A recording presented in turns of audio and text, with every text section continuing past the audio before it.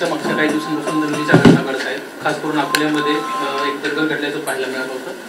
दुसरीकडे त्र्यंबकेश्वरमध्ये देखील अशा पद्धतीने मंदिरा संदर्भामध्ये वाद उद्भवल्याचं पाहायला मिळालं.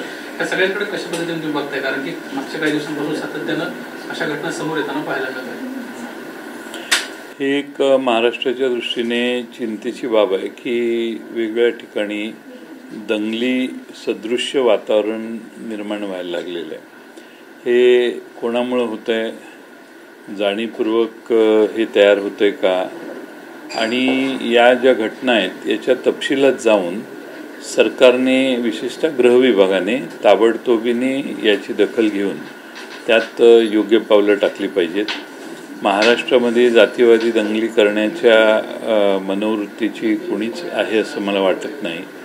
त्यामुळे जातीवादी दंगली तत्कालीन कारणानं गैरसमजातून निर्माण होत असतील, कोणी जाणीवपूर्वक करत असतील तर त्याचा तपशीलवार पोलिसांनी छडा लावला पाहिजे आणि अशा दंगली घडणार नाहीत याची सरकारने काळजी घेतली पाहिजे. महाविकास आघाडीची रविवारी एक महत्त्वाची बैठक पार पडली आणि त्यामध्ये फॉर्म्युला देखील लोकसभा इलेक्शनच्या अनुषंगाने ठरल्याची चर्चा सध्या सुरू झाली. नेमकी सत्यता काय आहे आणि समिती स्थापन करण्यात आली त्याबद्दल फॉर्म्युला ठरलेला नाही आहे, चर्चा होणार आहे आणि चर्चेमध्ये प्रत्येक जागेचं मेरिट ठरवून त्यावर निर्णय होईल आणि त्यासाठी तिन्ही पक्षाकडून 2-2 जण प्रतिनिधी म्हणून त्या समितीवर काम करतील असा सर्वसाधारणपणाने त्याचं स्वरूप आहे. लोकसभेला एकत्र लढणं असं दिसतंय, पण मुंबईच्या ज्या निवडणुका आहेत त्यासाठी काँग्रेस स्वबळाचा नारा देईल का अशा परिस्थिती नक्की काय ठरलंय स्ट्रॅटेजी यासाठी? स्ट्रॅटेजी ठरलेली नाही. काँग्रेस, शिवसेना आणि राष्ट्रवादी काँग्रेस यांनी शक्य असेल त्या ठिकाणी एकत्रित राहावं ही तिन्ही पक्षांची भूमिका आहे. मुंबईतली परिस्थिती जर काही भागात वेगळी असेल आणि शिवसेना आणि काँग्रेस यांचं बळ त्या मतदारसंघात समान असेल तर त्या ठिकाणी काय करायचं याचाही विचार करणं आवश्यक आहे. त्यामुळं अजून मुंबई महानगरपालिकेच्या निवडणुका लागलेल्या नाहीत. त्यावेळी योग्य तो विचार मला वाटतं सर्व पक्ष मिळून बसून करतील. महाविकास आघाडीमध्ये आता सध्या 3 पक्ष आहेत, पण महाविकास आघाडीमध्ये काही मित्र पक्ष आहेत, त्या मित्र पक्षांचा विचार केला जाणार आहे का किंवा नक्कीच केला जाणार आहे. नक्कीच केलं जाणार आहे. बैठकींना त्यांना बोलवलं जाणार आहे आणि समाजवादी पक्ष आहे, शेतकरी कामगार पक्ष आहे, आमचे जे कोणी महाविकास आघाडीची सरकार स्थापन करताना मित्रपक्ष होते त्या सर्वांना आम्ही निमंत्रण पाठवू. सर, तुम्हाला वंचित बहुजन आघाडीच्या वतीनं आणि दुसरं MIMचे खासदार स्वतः जलील सुद्धा म्हणाले की आम्हाला जर निमंत्रण आलं तर नक्की आम्ही जाऊ. त्यांच्याशी काही संपर्क झाला आहे का आणि वंचित बहुजन आघाडीच्या संदर्भामध्ये महाविकास आघाडीत काही निर्णय होता? MIM बद्दल कोणती चर्चा आमच्या आघाडीत कधीच झालेली नाही आहे. वंचित बहुजन आघाडीच्या संदर्भात शिवसेना प्रमुख उद्धव ठाकरे यांच्या ते संपर्कात आहेत असं आम्ही ऐकलेलं आहे. आमचा कोणतीही चर्चा किंवा संपर्क त्यांच्यावर झालेला नाही. दंगलीबाबत जेव्हा गृहमंत्र्यांना विचारण्यात आलं त्यांच्या असं म्हणणं 3 दंगली झाली, मागे कुठला तरी कट आहे, तर लॉ अँड ऑर्डर फेलियर अशा दिशेने इशारा होतो. गृहमंत्री म्हणतात की कट आहे 3 दंगली, कोण आहे? हां, तर आता दंगली घडवण्यामध्ये कोणाचा फायदा होतो हे सगळ्यांना माहिती आहे. त्यामुळं कट करणारे कुठल्या बाजूचे आहेत, त्यांचा कट का आहे आणि कट असेल तर राज्याच्या गृह खात्याने ते हुडकून काढलं पाहिजे.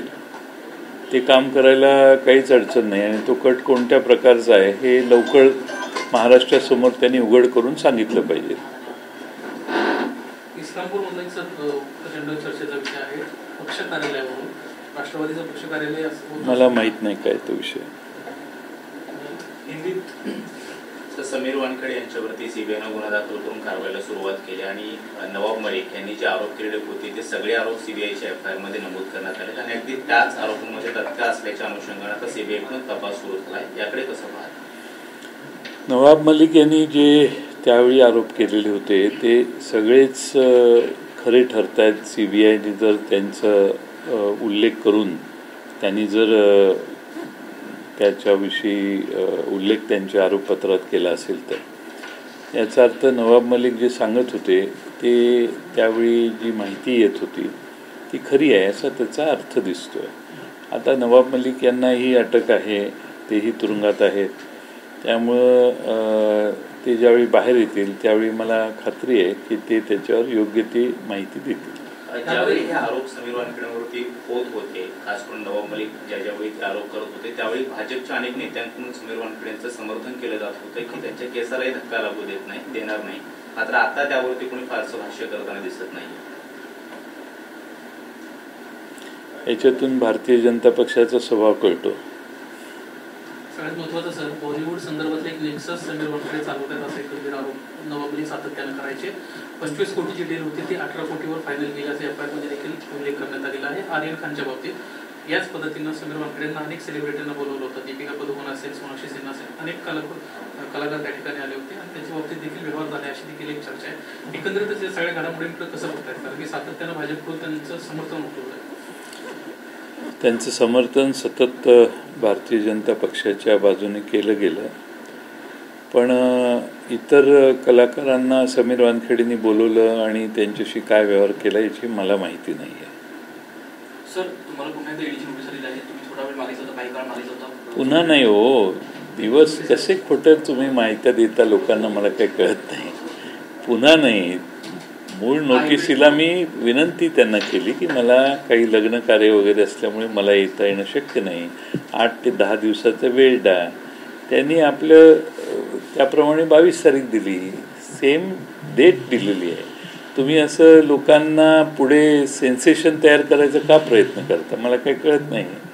त्यांनी आपलं सरळ मार्गी त्यांनी आपली 22 तारीख दिली, त्यांचाही दोष नाही, त्यांनाही दोषी धरणं योग्य नाही. आणि मला दुसऱ्यांना नोटीस द्यायला मी कुठं जायला नाही म्हणतोय, मी जाणारच आहे.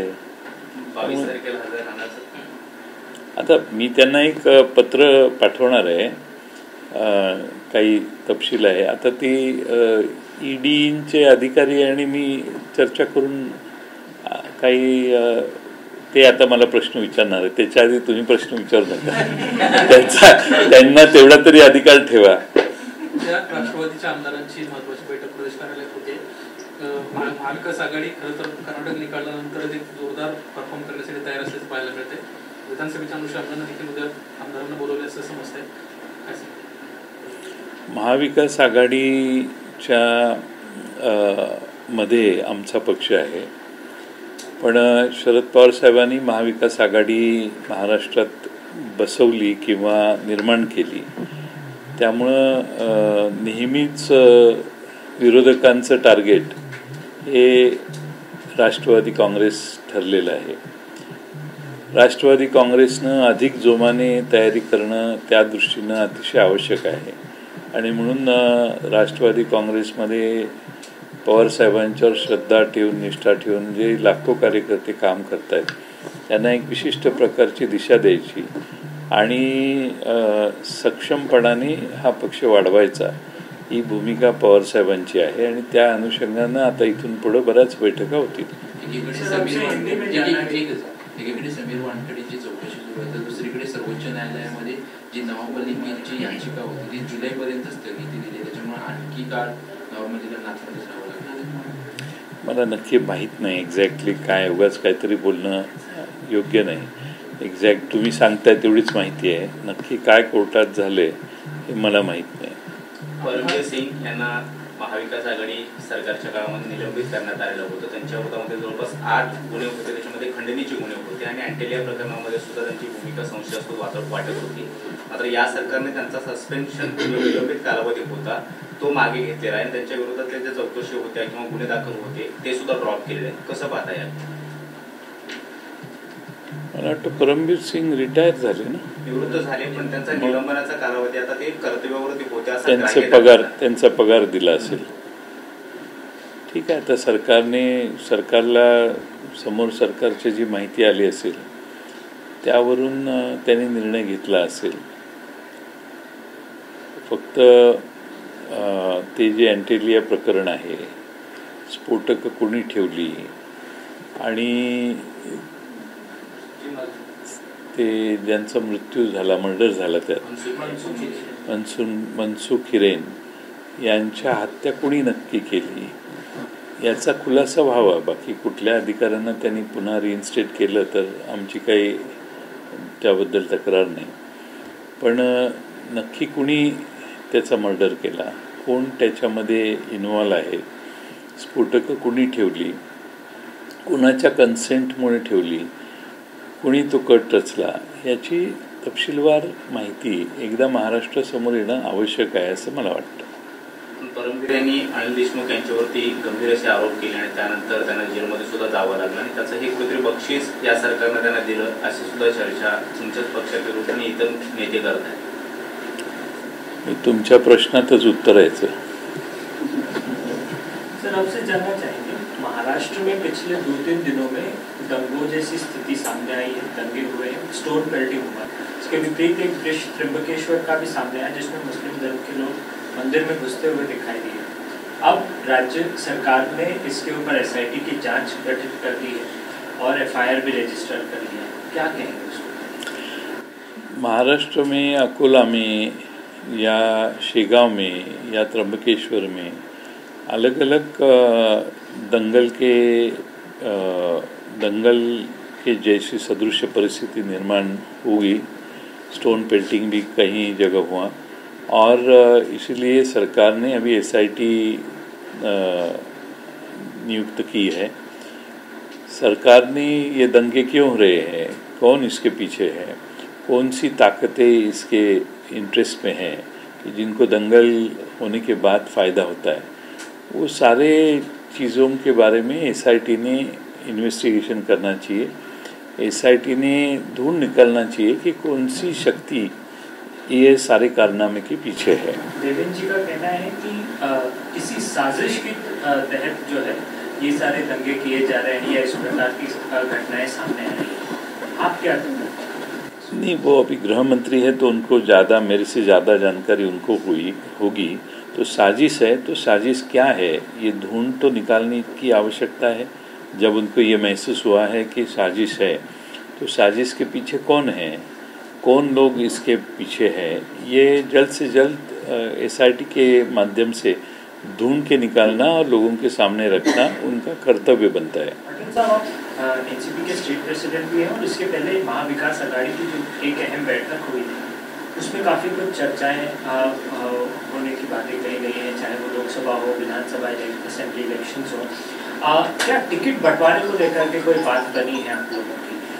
महाराष्ट्र में NCP कितनी सीटें लड़ेगी या शिवसेना कितनी सीटें लड़ेगी, कांग्रेस की? कोई फार्मूला तय नहीं हुआ है. हम हर कॉन्स्टिट्यूंसी में जिनकी जहाँ ज़्यादा संख्या में तादाद में शक्ति है उनको प्रायोरिटी देने की आवश्यकता है. और कांग्रेस, शिवसेना, राष्ट्रवादी, साथ में हमारे जो अन्य घटक पक्ष है जो हमारी महाविकास आघाड़ी को 2019 में जिन्होंने सपोर्ट किया था, उन सारे पार्टियों को हम विश्वास में लेंगे, उनसे चर्चा बातचीत करेंगे और तिकीट का बंटवारा करने की तयारी हम चालू की है.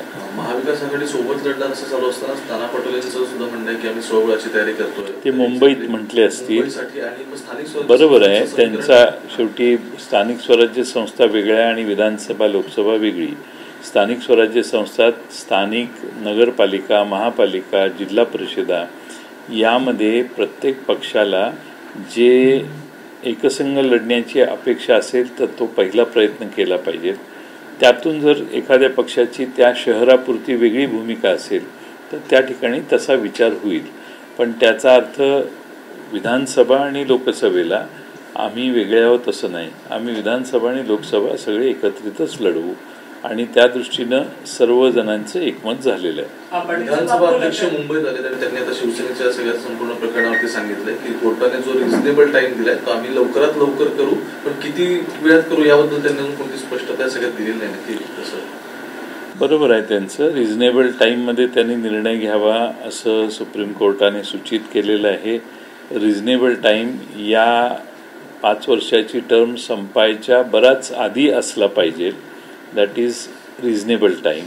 रिझनेबल टाईमचं डेफिनेशन हे माननीय अध्यक्ष लवकरच सांगतील अशी अपेक्षा आहे. डेफिनेशन नाही सांगितलं तरी त्यांना कामाचं उरक फार वेगाने आहे आणि त्यामुळे या सर्वांचं म्हणणं ऐकून घेऊन त्यांनी त्यांची मतं लवकर निश्चित करावीत अशी सुप्रीम कोर्टाची अपेक्षा आहे. त्यामुळे सुप्रीम कोर्टाने त्यांना त्यांचं ते स्वतः वकील आहेत, वकिलाचे बाकीचे सगळे कायद्याच्या बाबीचं ज्ञान त्यांना आहे आणि म्हणून सुप्रीम कोर्टाने त्यांच्यावर एक काळ फिक्स न करता रिझनेबल टाईम असा त्यांच्यातला वकील जो आहे तो जागृत करण्यासाठी त्यांनी रिझनेबल टाईम असा शब्दप्रयोग केलेला आहे आणि सुप्रीम कोर्टाचे जे रिझनेबल टाईमची अपेक्षा आहे ते मला खात्री आहे की अध्यक्ष नक्कीच पाळतील. जोडूनच त्यांना असं म्हणले कोर्टानंच 10 महिने घेतले, तुम्ही 2 महिन्यात निर्णय कसे घेऊ? निवडणूक आयोगानं पण 6 महिने. कोर्टाने वेगळे याचिका होत्या आणि त्याच्यावर सगळ्यांचं म्हणणं ऐकून वेळ गेलेला आहे आणि कोर्टाने हा वेळ गेल्यानंतर जो निर्णय दिला आहे तो आता एकच आहे की या आमदारांनी केलेली कृती ही डिस्क्वालिफिकेशनला साजेशी आहे का, डिस्क्वालिफाय ते होतात का, होत असतील तर त्यांना डिस्क्वालिफाय करायचं. त्यामुळं ही एकच केस आहे, 40 जणांची आहे पण समान आहे. त्यामुळं 40 केसेसपेक्षा 40 जणांची समान मुद्दे आहेत आणि त्यामुळं अध्यक्षांच्या समोर फार मोठी अवघड केस नाही आहे, सोपी केस आहे. प्रत्येकाला त्याचं म्हणणं ऐकून घ्यायला प्रत्येकाला त्याची संधी द्यावीच लागेल त्यांना आणि ते रिजनेबल टाइममध्ये देतील अशी आमची सगळ्यांची अपेक्षा आहे. पाटिल साहब, आपको लगता है कि बीएमसी चुनाव यदि महाविकास अघाड़ी इकट्ठा होकर के लड़े तो संभावित है कि तीनों दल एक साथ आकर के बीएमसी पर कब्जा कर पाए? बात बीएमसी पे कब्जा करने की नहीं है, बात है मुंबई महानगर पालिका में सारे लोगों की समस्या का हल निकालना, झुग्गी झोपड़ी में जो लोग रहते हैं उनको और सुविधा देना, इस शहर को आगे बढ़ाना.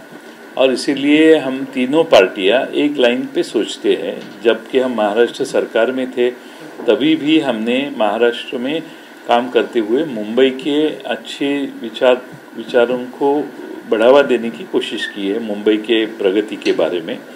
और इसीलिए हमारे तीनों पार्टियों का उसमें एक मत है. अभी सीट के बंटवारों में तीनों पार्टियां बैठ के निर्णय करेंगी और मुझे पूरा विश्वास है कि मुंबई करों के हितों के बारे में ये तीनों हमारी महाविकास आघाड़ी प्राधान्य देगी. तो बीएमसी चुनाव साथ लड़ेगा, ऐसी कोशिश है आपकी? कोशिश तो है हमारी, लेकिन अब बैठ के बात करेंगे तब हम ऐलान कर सकते हैं कि हमारे एक मत हुआ या नहीं हुआ.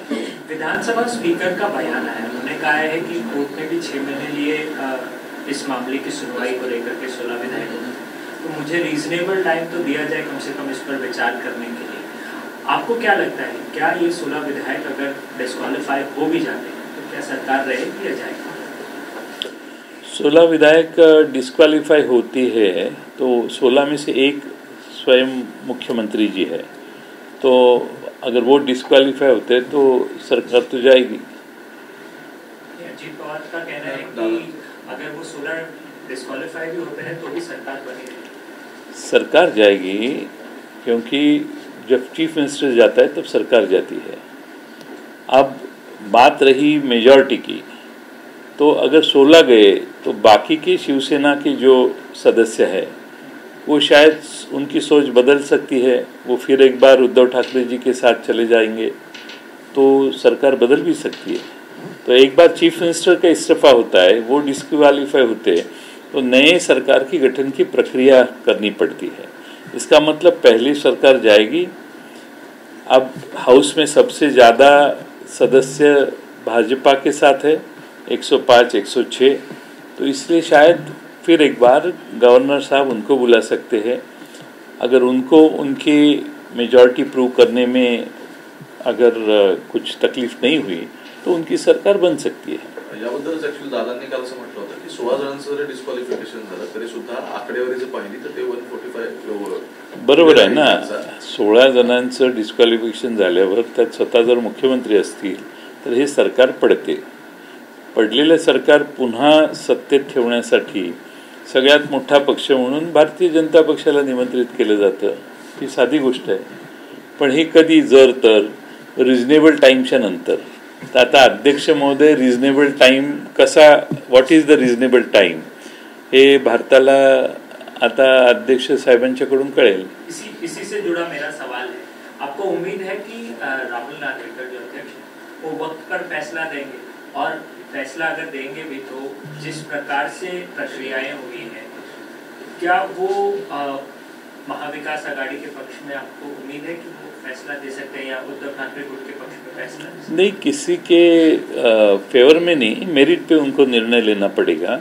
और जो रीजनेबल टाइम है, मुझे लगता है कि रीजनेबल टाइम में उनको निर्णय देना पड़ेगा. वो खुद लॉयर है, वो कायदा हमारे से ज़्यादा उनको मालूम है. तो मुझे लगता है कि अपेक्षा भी है, जो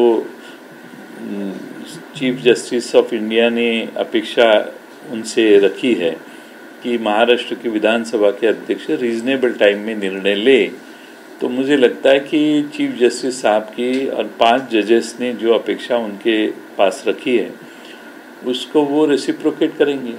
ममता बनर्जी का एक बयान सामने आया जिसमें उन्होंने कहा है कि जिस स्टेट पर कांग्रेस स्ट्रांग है वहां पर कांग्रेस को मदद की जाएगी, और बंगाल में कांग्रेस को टीएमसी के साथ एडजस्ट करना चाहिए. कहीं ना कहीं पवार साहब जिस अपोजिशन यूनिटी की देश में बात करते हैं, वो शेप अप होता अभी दिख रहा है, ऐसा मानते. ये राष्ट्रीय स्तर का प्रश्न है, मुझे इसकी कोई मालूमात नहीं है. तो मैं आपको विनती करूंगा कि हमारे राष्ट्रीय जो महासचिव रहेंगे उनसे बात करें. माजी राज्यपाल भगतसिंग कोश्यारी मुंबई दौऱ्यावर आले, 4 दिवस मुंबईमध्ये असणार आहेत आणि विविध भेटीगाठी घेणार आहेत. तर कसं पाहताय तुम्ही याकडे? जेव्हा ते राज्यपाल महाराष्ट्रामध्ये होते तेव्हा वादग्रस्त ठरले होते, अनेक वेळा तुम्ही त्यांना टार्गेट केलं. नाही, ते राज्यपाल होते त्यावेळी प्रत्येक पक्षाच्या बरोबर जो कोणी जाईल त्याच्याकडे बघून ते त्या पद्धतीनं बोलायचे. आता राज्यपाल नसताना त्यांच्यात काही फरक झालाय का हे जाणून घ्यायला मलाही आवडेल. समीर वानखेड़े के ऊपर सीबीआई कार्रवाई कर रही है. सीबीआई ने केस रजिस्टर कर लिया, जो इलेक्ट्रॉनिक डिवाइसेस हैं वो जब्त किए. एक वक्त था जब समीर वानखेड़े चर्चा के केंद्र में थे, बॉलीवुड की कार्रवाई को लेकर के हो, या शाहरुख खान के बेटे, या आपके ही मंत्री के दामाद नवाब मलिक के दामाद के ऊपर कार्रवाई की बात हो. अब वो खुद सीबीआई के जांच के घेरे में, सीबीआई की जांच में घेरे में हैं, और जो नवाब मलिक जो आरोप कर रहे थे वही सीबीआई ने उछल के उनके ऊपर आरोप पत्र दाखिल किया है, ऐसा मेरी मालूमात है. तो इसीलिए लगता है कि अभी सीबीआई जो सच है वो सामने लाएगी. लेकिन बीजेपी एक वक्त में समीर वानखेड़े को बहुत सपोर्ट कर रही थी, इनफैक्ट न्याय का देवता तक बता दिया था एक दौर में. तो आपको लगता है कि ये बीजेपी ने ही वानखेड़े को तमाम करप्शन के लिए बढ़ावा दिया? नहीं, अभी क्या है, अब इतनी जल्दबाजी नहीं करनी चाहिए. सीबीआई की जो रिपोर्ट आएगी उसमें जो चार्जशीट हो जाएगी, उसमें जो आरोप रहेंगे, तब हम कह सकेंगे कि उनके ऊपर जो आरोप किए गए पहले वो सच कितने थे और झूठ कितने थे. परमवीर सिंह की बात करें तो परमवीर सिंह को के ऊपर चल रहे तमाम जो 8 केसेस थे उस कैट के द्वारा जो है वो हटा दिए गए हैं. राज्य सरकार ने भी उसको अनुमति दे दी है. एक दौर में जिनके ऊपर करप्शन के चार्जेस लगे थे, ऐसे टेंटेड ऑफिसर के खिलाफ इतनी सारी जांच चल रही है, खुद सीबीआई की भी करप्शन की जांच चल रही है, बावजूद इसके उनको सारे 8 केसेस से हटा देना या वो सारे केसेस वापस ले लेना, कैसे देखते हैं आप इस निर्णय को?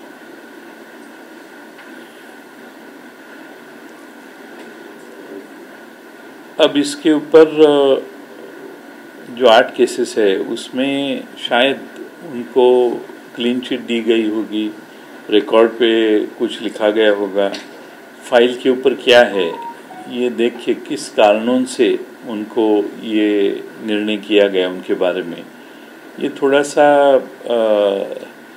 इंफॉर्मेशन समझ में आने के बाद कहना ठीक रहेगा. पाटिल साहब, आपने आपने वक्त मांगा था एनफोर्समेंट डायरेक्टरेट से, आपको 10 दिन का वक्त मेरा ख्याल है मिल गया, 22 तारीख को आपको दोबारा बुलाया गया है, लेकिन अभी तक इस बारे में कोई भी जानकारी नहीं दी जा रही है कि आपको IL&FS केस में किस आधार पे आपको बुलाया गया है। क्या आपको ईडी ने बताया है कि उन्हें किस विषय को लेकर के प्रश्न? मेरे को सिर्फ एक समन्स आया है और आप आइए, ऐसा इनविटेशन आया है उनका, उसके आगे उसमें कुछ लिखा नहीं है। और मेरा कभी मेरी ज़िंदगी में IL&FS के साथ कोई संबंध आया नहीं, कोई मैंने उनसे कर्जा नहीं लिया, किसी को कर्जा देने के लिए गारंटर नहीं रहा, कोई मेरा रिकॉर्ड नहीं है। फिर भी देखते हैं, अभी उन्होंने बुलाया है तो एजेंसी को तो सहकार्य करना ठीक है। राजनीतिक विक्टिमाइज कर रहे हैं क्या राजनीतिक तौर पे आप? ये तो अभी पूरे देश में सबको मालूम है, उसके ऊपर बार बार कहने से मैं ये प्रिफर करूँगा कि मैं एजेंसी जो सवाल पूछेंगे उनको मैं उनके सवालों का जवाब दूंगा। मुझे लगता है ये तो कितने बार कहेंगे हम। तुम्ही भाजप सोबत गेले नाही म्हणून तुम्हाला ईडी बोलून तुमचा चेहरा मला प्रकाशात दिसत नाही आहे, तुमच्या पुढे सूर्य आहे, मागं नाही, ते मला माहीत नाही।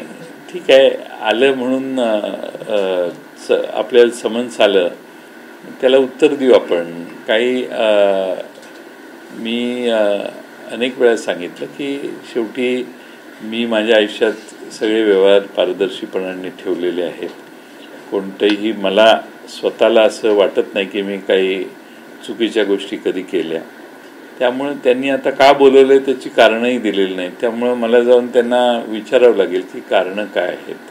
तर त्याच्या बाबतीत बघू, आता त्यांनी वेळी मला वाटतं काहीतरी 22 तारखेची दिली आहे, 22 तारखेला जाईन मी। सर, शेतकऱ्यांचा विषय जर घेतला तर आणि ती आमच्या पक्षाच्या मागच ईडीचं कार्यालय आणून ठेवलेलं आहे। म्हणजे तुम्ही काही गडबड केली तर लवकर पकडता येईल?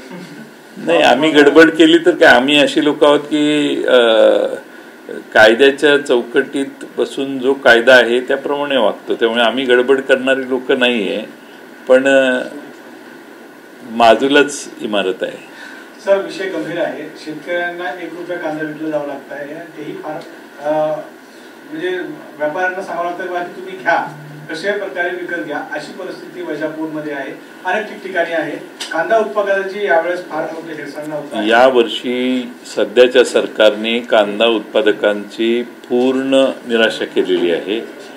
हे सरकार असंवेदनशीलपणाने कांदा उत्पादकांसाठी वागलेलं आहे आणि फार मोठ्या प्रमाणात कांदा उत्पादकांची महाराष्ट्राच्या या शिंदे सरकारांच्यावर फार मोठी नाराजी आहे। आता 1 रुपयाला कांदा विकायचा, तोही व्यापाऱ्याच्या मागं लागून हा कांदा घ्या म्हणून सांगायचं, एवढी वाईट अवस्था महाराष्ट्रात शेतकऱ्यांची, कांदा उत्पादकांची कधी झालेली नाही। सरकारने याच्यामध्ये घोषणा सभागृहात वेगळ्या केल्या, किती दर देऊ ह्याच्याविषयी बोलणं केलं, ठराविक काळातलाच कांदा त्या दराने खरेदी करायचं ठरलं, पण पुढं काहीच ही परिस्थिती निर्माण झाल्यावर लगेच संवेदनशील असेल सरकार तर त्यांनी त्या बाबतीत ताबडतोब कारवाई करायला पाहिजे होती, जी अजून केलेली नाही। सरकार जरी संवेदनशील असेल, मात्र विरोधी पक्षांनी जी भूमिका घ्यायला पाहिजे, शेतकऱ्यांना जोपर्यंत मदत मिळत नाही तोपर्यंत आम्ही रस्त्यावर उतरू किंवा त्यांना एकदम तावडीत पकडण्याचा प्रयत्न, परंतु तशी भूमिका विरोधी पक्ष नेत्यांची दिसली नाही आणि इतर पक्षांची दिसली नाही। विरोधी पक्ष सभागृहामध्ये कांदा उत्पादकांना न्याय मिळावा म्हणून विरोधी पक्षांनी किती अखंड तांडव केलं आणि सभागृहामध्ये आमची समजूत घालण्यासाठी सरकारला नाईलाजाने कांदा उत्पादकांना काही ठराविक दराने कांदा उत्पादकांना दर देण्याची घोषणा करावी लागली। आता ही परिस्थिती पुन्हा आता उद्भवलेली आहे।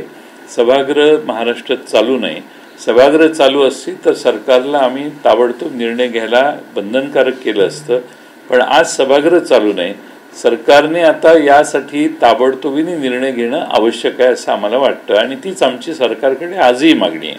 सर, एक विषय फार गोंधळाचा आहे की ज्याप्रमाणे सर्वोच्च न्यायालयाने निकाल दिला आहे त्या निकालानुसार एक टाइम फ्रेम दिला नाही, निलंबनाची कारवाई कधी करायची। या प्रकरणामध्ये असं दिसतं की ज्याप्रमाणे बिहारमध्ये निलंबनाची कारवाई झाली ऐन निवडणुकीच्या 1 महिन्याआधी, तशीच या ठिकाणीही कारवाई होईल अशी शंका त्या ठिकाणी मारत आहे. आज पत्रकार परिषद झाली, त्यांनी म्हटलं की आम्ही लवकरात लवकर करू, परंतु घाई न करता योग्य निर्णय करू. अशा प्रकारची भूमिका कुठे ना कुठे वाटते की सरकार वाचवण्याचा प्रयत्न या माध्यमातून किंवा त्या आमदारांना वाचवण्याचा प्रयत्न आहे. सुप्रीम कोर्टाने जो निकाल दिलेला आहे, एकच जज त्यातले रिटायर 15 तारखेला झाले, बाकीचे आहेत.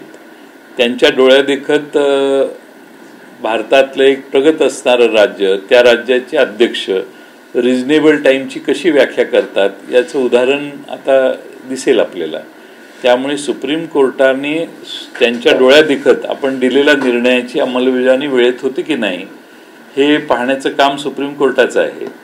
त्यांनी रिझनेबल टाईम हा शब्द जो वापरला आहे त्यात मला खात्री आहे की त्यांना रिझनेबल टाईम म्हणजे 1 महिना 2 महिने असं काहीतरी वाटत असेल.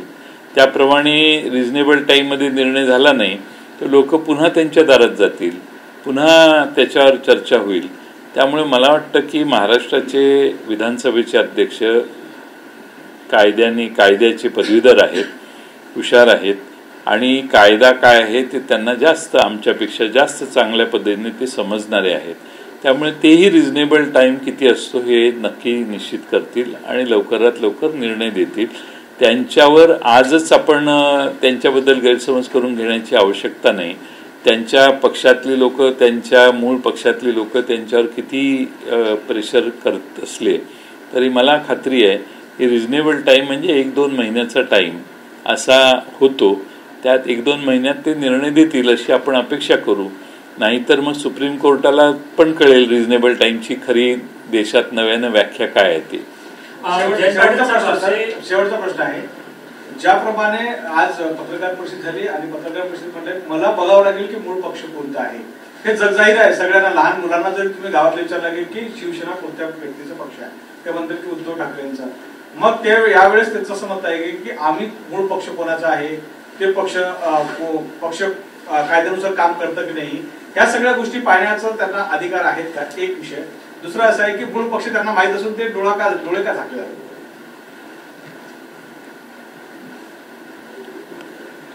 आपल्या महाराष्ट्रातला शिवसेना पक्ष हा बाळासाहेब ठाकरे साहेबांनी स्थापित केलेला मूळ पक्ष आहे आणि मला खात्री आहे की सुप्रीम कोर्टाला देखील तेच अपेक्षित होतं.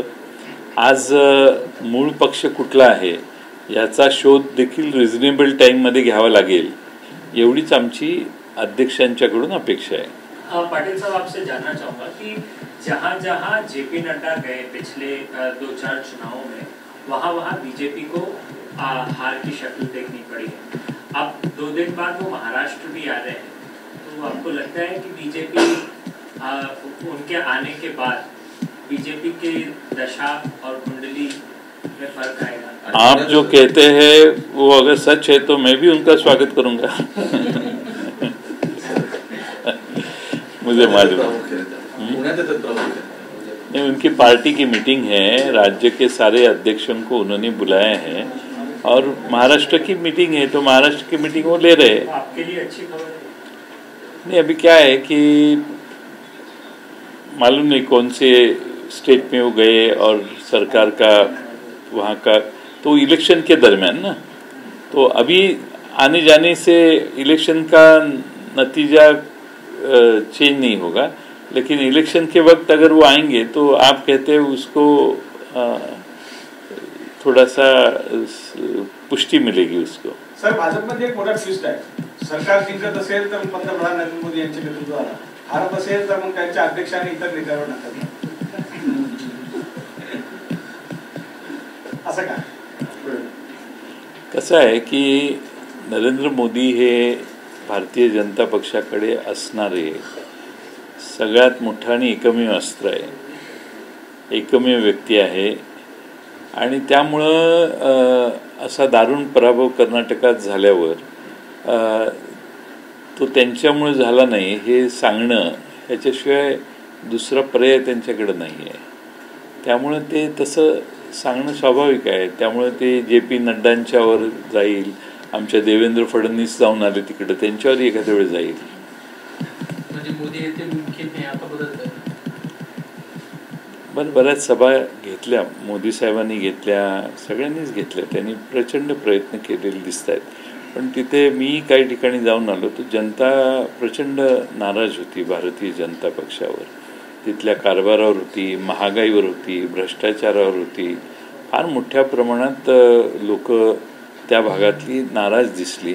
आणि विशेषतः महागाई, गॅसच्या सिलेंडरचे दर, परत त्या ठिकाणचा कर्नाटकातला भ्रष्टाचार, मध्येच त्यांनी अशी काहीतरी 16 आमदार फोडून, असं जसं महाराष्ट्रात केलं तसं 16 आमदार फोडले. त्या 16पैकी जवळजवळ 14 का 15 आमदारांचा पराभव झाला. म्हणजे काँग्रेसमधून जे बाहेर गेले ते सगळेच जवळपास पराभूत झाले. म्हणजे काय तर लोकांना असा पक्ष फोडून, पक्ष बदलून, खेचाखेची करून सरकार स्थापन करणं हे भारतातल्या जनतेला मान्य नाही, असा त्याचा अर्थ झाला. सर, कर्नाटकच्या निवडणुकीमध्ये एक राजकीय पक्षाने एक मोठं लेसन दिलं आहे. ते असं लेसन आहे की एकंदरीत जे एकमेकांच्या विरोधात लढतात आणि गटबाजी करतात, ती गटबाजी न करता एकत्र जर लढलो तर आपल्याला पूर्ण ताकद आणि पूर्ण बहुमत जनता देऊ शकते. अशी शक्यता महाराष्ट्रात आहे का की एकत्रित लढून पूर्ण बहुमताने सरकार आणण्याची? कारण महाविकास आघाडी व्हायच्या आमच्या सगळ्या महाविकास आघाडीत एकमत पूर्ण आहे. आणि प्रसारमाध्यमांनी जर आम्हाला थोडीशी साथ दिली तर ही आघाडी अधिक भक्कम होईल. आणि मला खात्री आहे की येणाऱ्या विधानसभेत आज कुठल्याही महाराष्ट्रातल्या सामान्य माणसाला विचारलं की तिन्ही एकत्रित आले तर काय, तर भारतीय जनता पक्षचा पराभव होईल हे सगळेच मान्य करतात. म्हणजे 16-16चा फॉर्म्युला मान्य केलाय काँग्रेस पक्षाने. कोणता 16चा? 16-48चा फॉर्म्युला मान्य केलाय काँग्रेसचा. नाही, ते जागा वाटपच झालेलं नाही ना, त्यामुळे काँग्रेसनं काही मान्य करण्याचा प्रश्न उद्भवत नाही, कारण अजून चर्चाच झालेली नाही. ती चर्चा सुरू करणार आहोत आम्ही, हे मात्र आपल्या माहितीसाठी. ठीक आहे, थँक्यू.